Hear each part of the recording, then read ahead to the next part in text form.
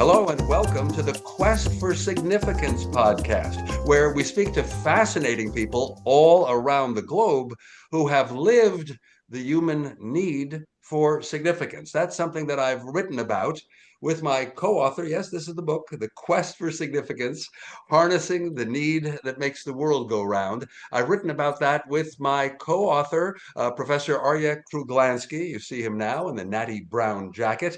And we have a guest, as you notice, and the guest is joining us from Nigeria, Victor Mark-Onyegbu. I got that, Victor Mark-Onyegbu. You're with an organization called Africa No Filter, and we'll be considering some of the significance issues for the many people, the 1.5 billion people who live on the continent of Africa. And as I often do, Arya Kruglanski, let me ask you, considering our work about how people crave significance for their lives to matter, some dignity, some respect. When we think about Africa, which to my mind, especially here in the United States, does not get much coverage. You could say doesn't get much respect. What are some of the issues that you think we ought to explore today, Arya? Well, the quest for significance is the human need to matter, to be somebody, to be appreciated, to have dignity, and that can come from two fundamental sources. One source is your own personal attainments, your career, your successes, what you manage to create, the contributions you made to society. But another source, which is very important as well, is your social identity, the category to which you're fated to belong. You were born an African, you were born a Jew, you were born a Muslim, you were born an American, you were born a woman. All of these matter to your significance depending on the status that this particular category enjoys in society at large. So you can be a very successful person as an individual, and yet the social identity drags you down. A woman writer in 19th century is not given much respect. A Jew in Europe in the 19th century, no matter how successful they are dragged down by the social category. African Americans in the United States, even though they may be highly accomplished, they're dragged down by their identity. So the social identity can drag you down. It can also elevate you.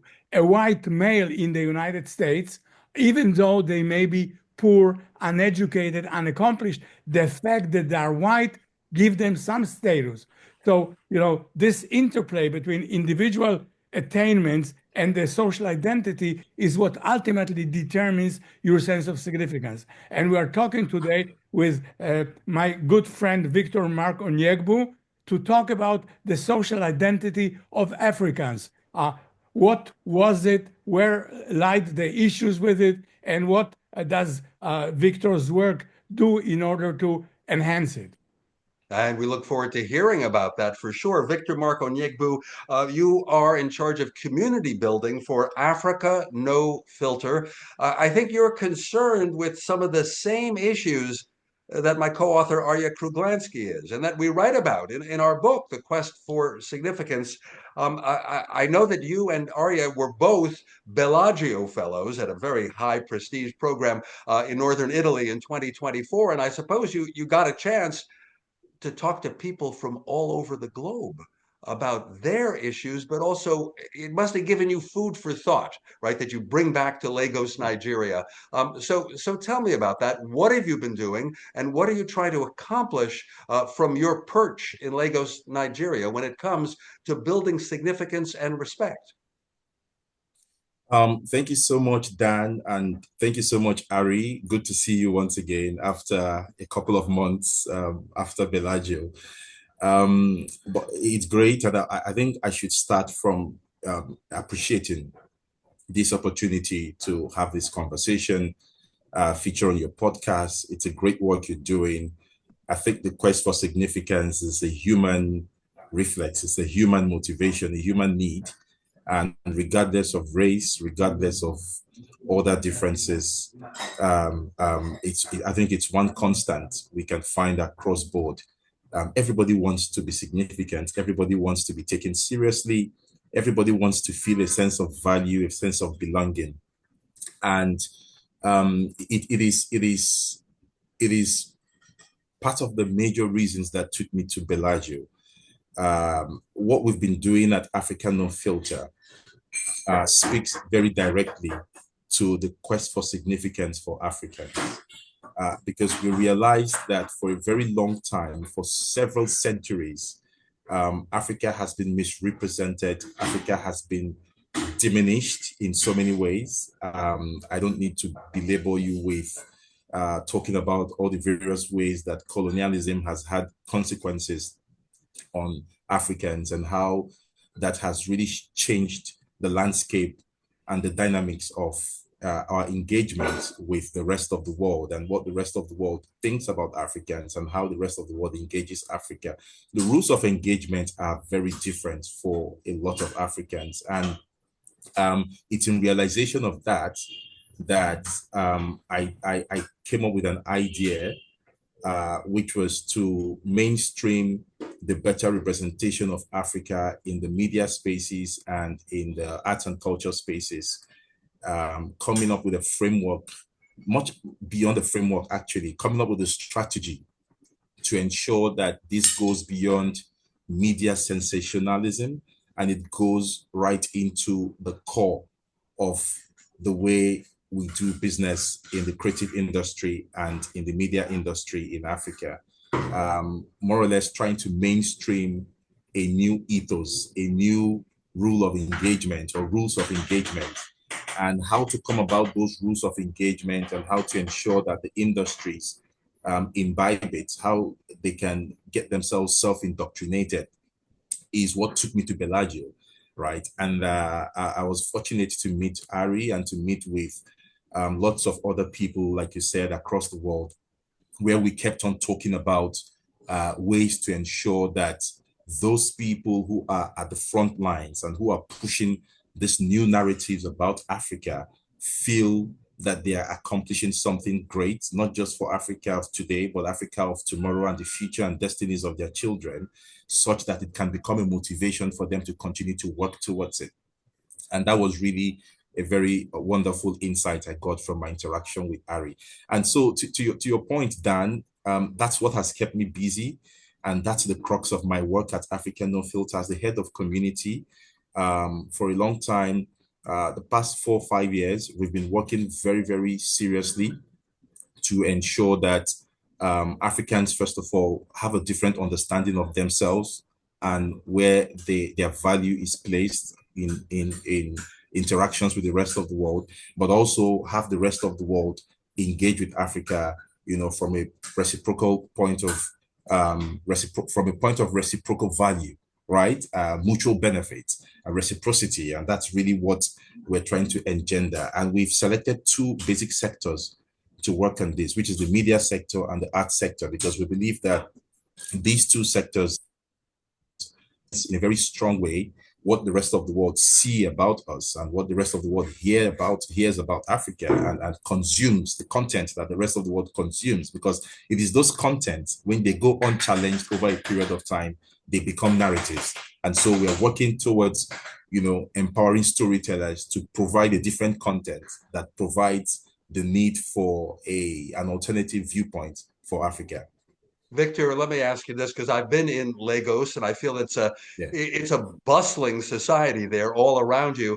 And Arya and I, in writing The Quest for Significance, also mentioned that some cultures, some countries are, if you will, more aggressive and ambitious in their quest for significance.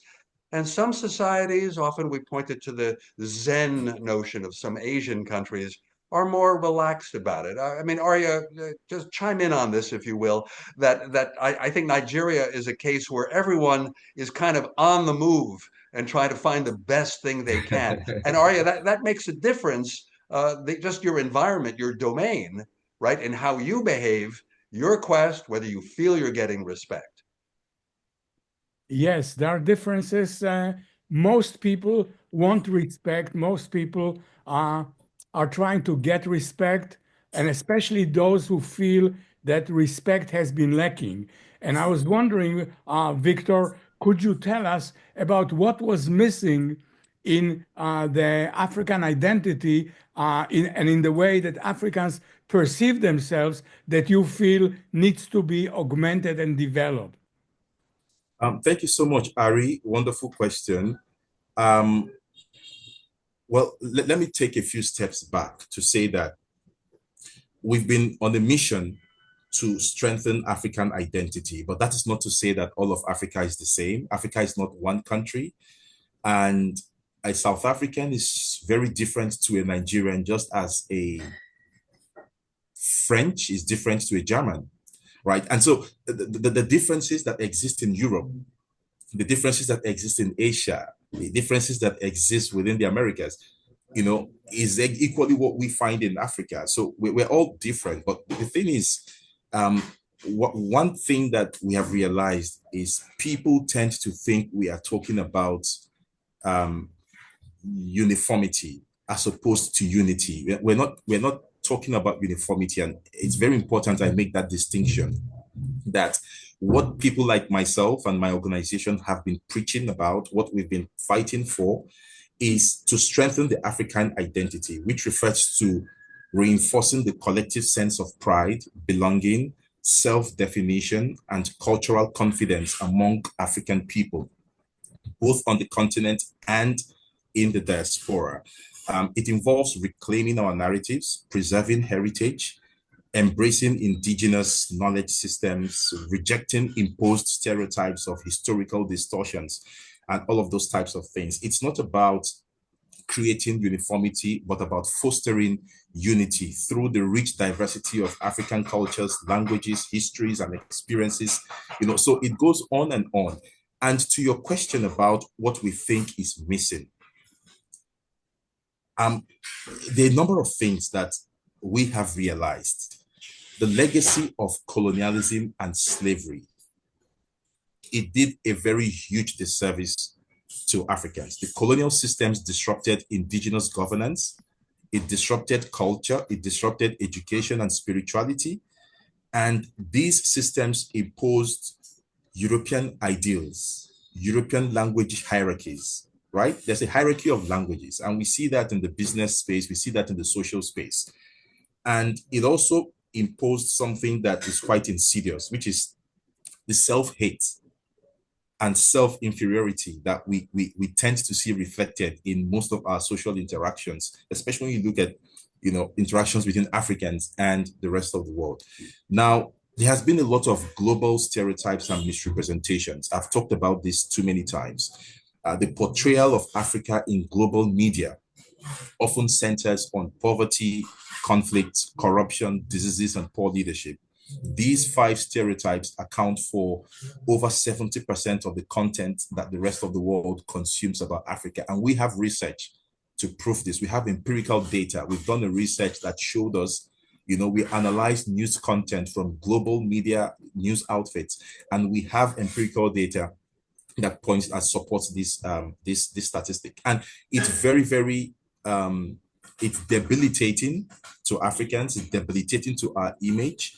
The information about Africa rarely talks about innovation. It hardly talks about leadership. It hardly talks about joy. It hardly talks about, cultural progress, cultural wealth. It doesn't. It usually refers to these 5 core stereotypes I've talked about. And what this has done is misrepresent Africans on the global stage, but also it has created an opportunity to internalize inferiority.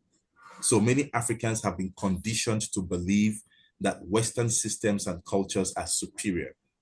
And this has affected everything from how people see their names, how they see their hair, how they see their languages, and also how they aspire and what they aspire to become.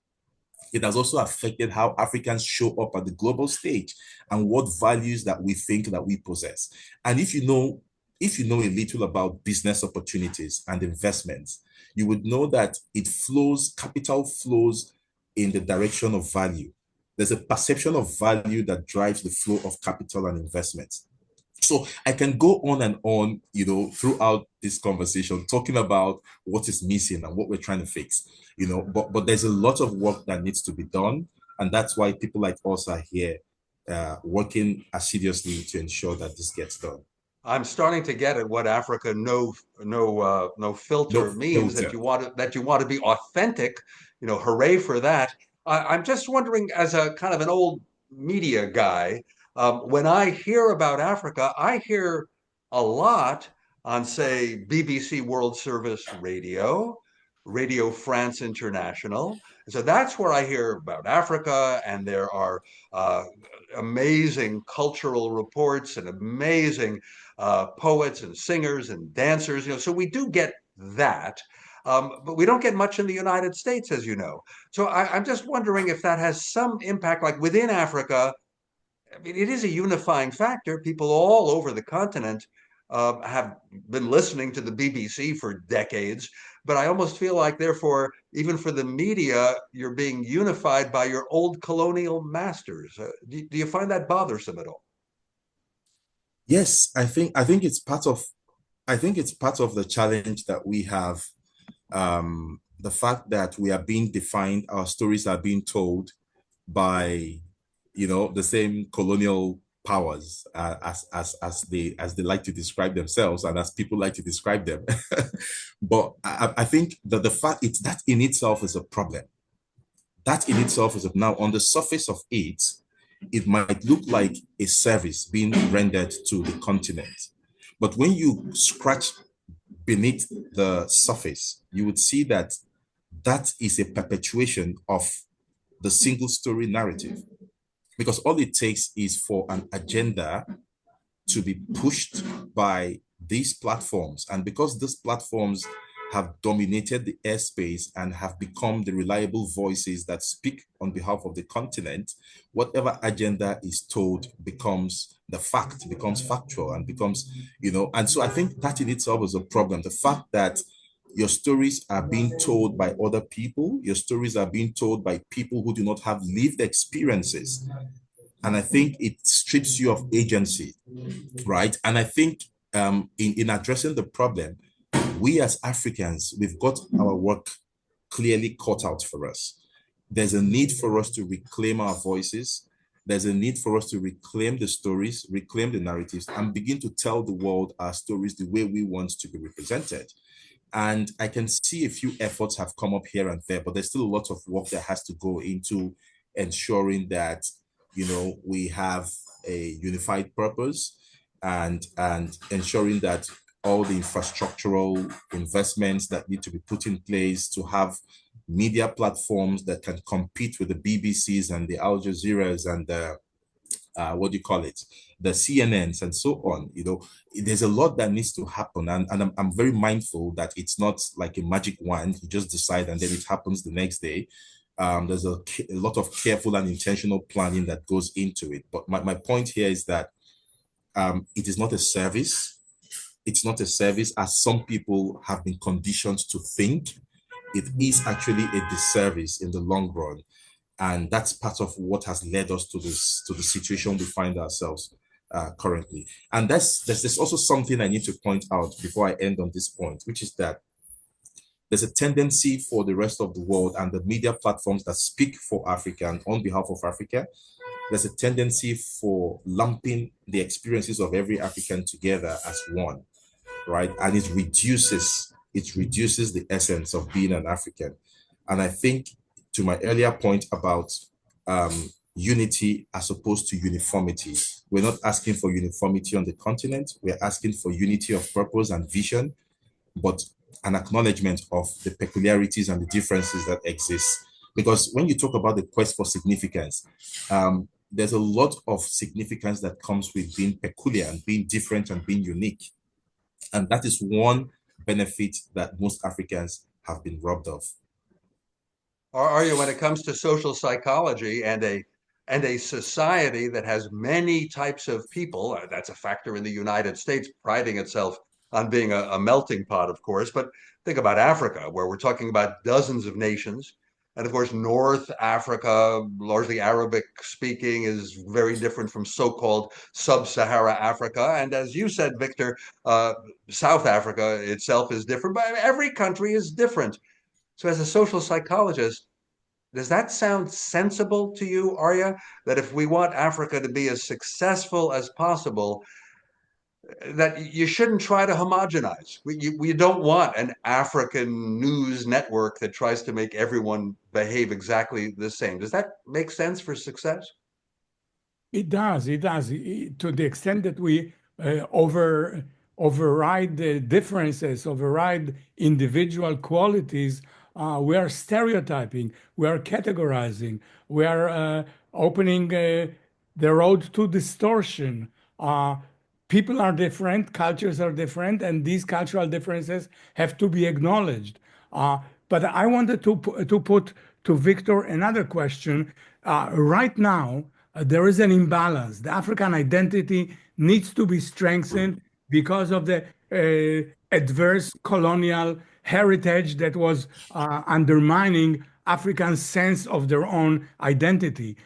So right now, there is a period of augmenting the African stories about themselves, augmenting their cultural expression, augmenting their appreciation for their own contributions, their own culture, their own beliefs, their own customs, their own art.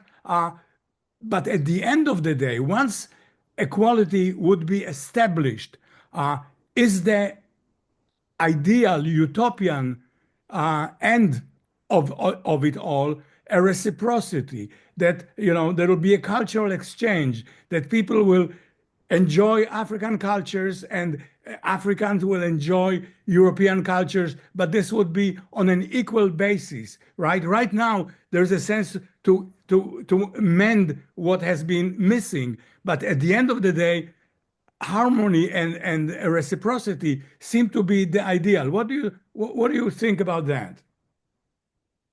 Absolutely. When I started speaking, I talked about mutuality, reciprocity, and I chose those words very carefully because I think part of what we try to tell the rest of the world is that we're not saying that Africa is superior.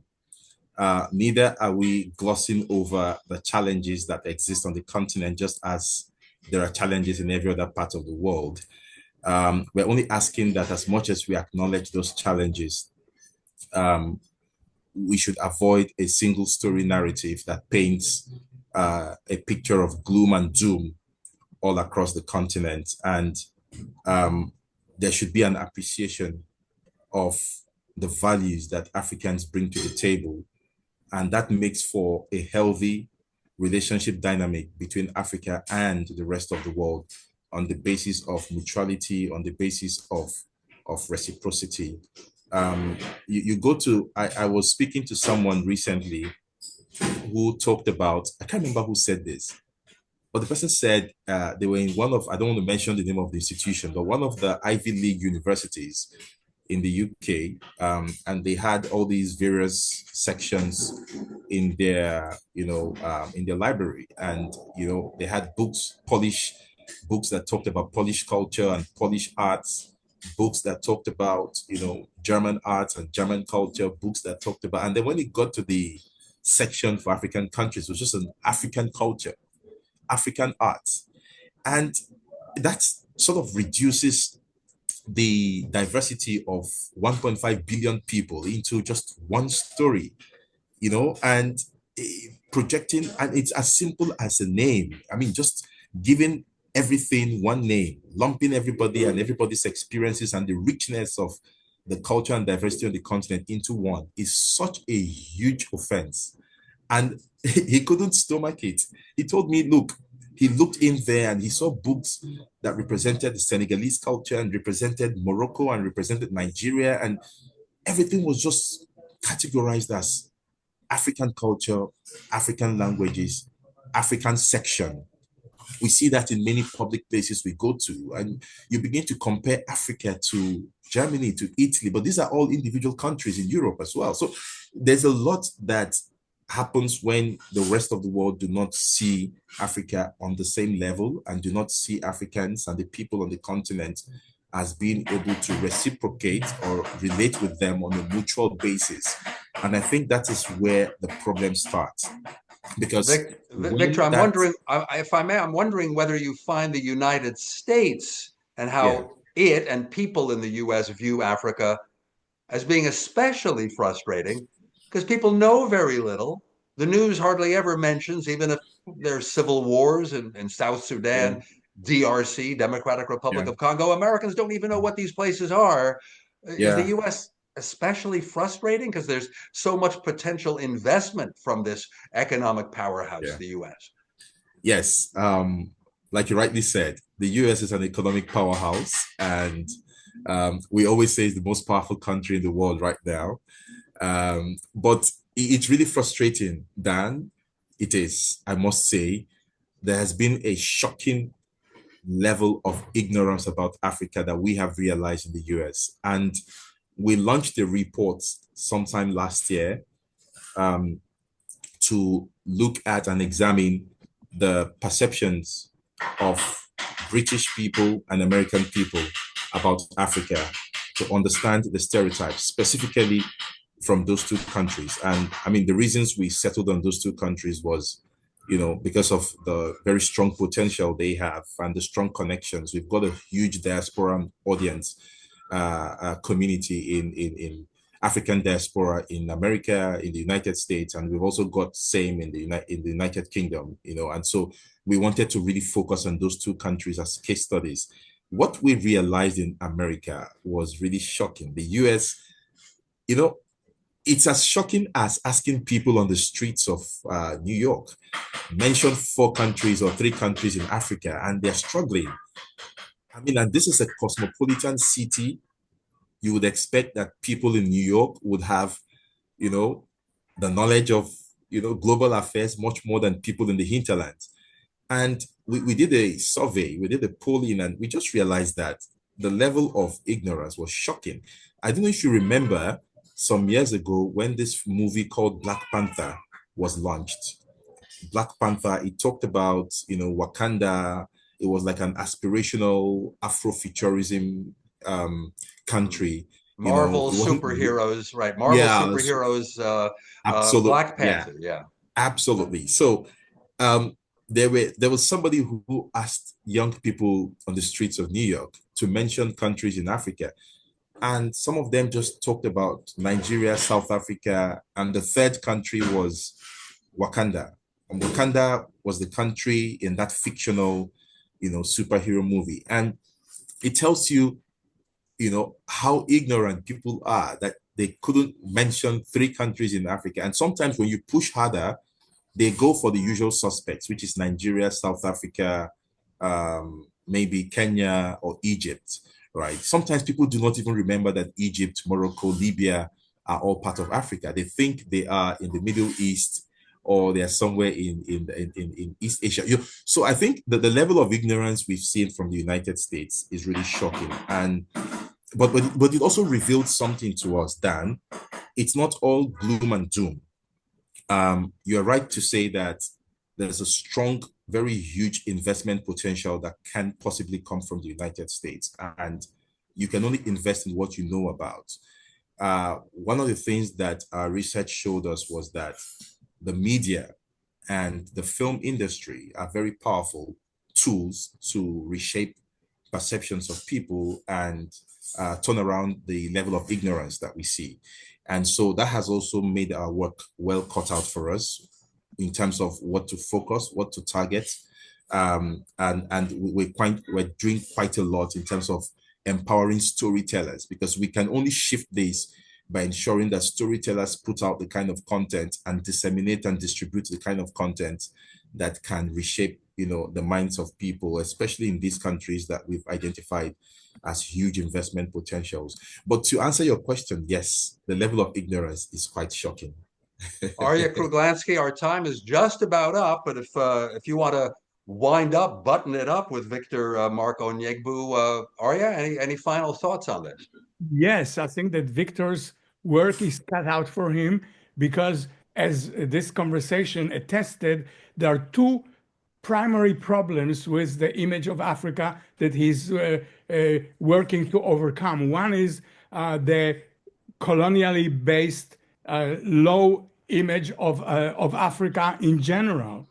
And the second insult to African is that they are all lumped together under this stereotype of African culture, without realizing that there are individual countries in Africa, each with its unique contributions. And that also has to be recognized, the fact that, it's inappropriate to lump all African cultures together, because just as European cultures, just as South American cultures, just as North American cultures, African cultures are very diverse, and attention and respect and dignity must be bestowed on their individual cultural achievements, in addition to enhancing the African identity as a whole. So, this is really an important, colossally important challenge, a very important work.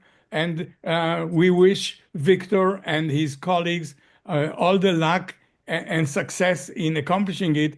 And we will be very happy and enthusiastic to help and join in that very worthwhile endeavor. Thank you so much. That is Arya Kruglansky. The professor is the senior author of this new book. I'm honored to be the co-author, The Quest for Significance, Harnessing the Need That Makes the World Go Round. Our guest has been Victor Mark-Onyegbu, the head of community building for Africa No Filter, joining us from Lagos, Nigeria. Thank you so much, Victor. It's been fascinating. Thank you for having me, Dan and Ari. Thank you so much. It's a privilege. It really was fascinating. I enjoyed every minute of it. Until the next Quest for Significance podcast, I'm Dan Raviv. Thanks. Thanks, everybody. Thanks. Bye. Hope to see you soon. Thanks.